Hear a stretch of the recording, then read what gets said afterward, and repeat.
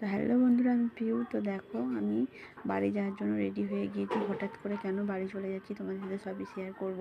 দেখো, আমি বাড়ি চলে যাচ্ছি, সেই জন্য বোনেরা একটু মন খারাপ করে দাঁড়িয়েছিল। আর আমি নিয়ে এসেছিলাম একটা ব্যাগ, আর যাচ্ছি দুটো ব্যাগ। কারা কারা বাপের বাড়ি গেলে এই ঘটনাটা ঘটে অবশ্যই বলো।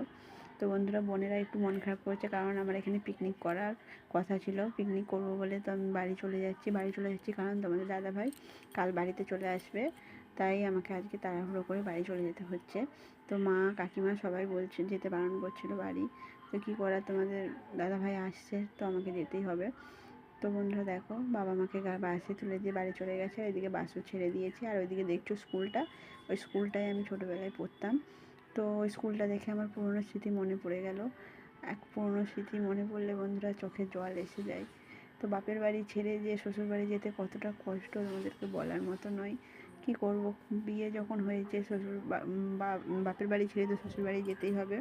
তো বন্ধুরা, এই ঘাটাল পেরোনোর পর বাসে এত পরিমাণে ভিড় ছিল যে আমি যে একটু ভিডিও করে তোমাদেরকে আপডেট দেবো সেটাও দিতে পারিনি। তো বাসে ভিড় কমার পর দেখো, একটু ভিডিও করেছিলাম, তার কিছুক্ষণ পরে আমরা নেমে পড়েছি। তো আমরা ক্যাশেপাট বাজারে নামিয়ে নিই, তো আমরা একটু ক্যাশেপাট থেকে এগিয়ে এসে খিরিস্তলা বলে এখানটা, তো এখানে নেমে পড়েছি। এখান থেকে নামলে আমাদের বাড়িতে যেতে একটু সুবিধা হয়, মানে সামনে আর কি।